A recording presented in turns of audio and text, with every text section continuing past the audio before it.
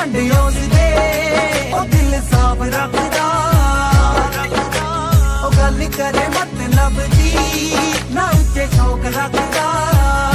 ਨਾ ਗਹਿਰਾ ਉੱਤੇ ਅੱਖ ਉਸਦੀ ਸੋਹਾ ਖਾਵੇ ਗੁਰੂ ਘਰ ਮੱਥਾ ਟੇਕਨੀ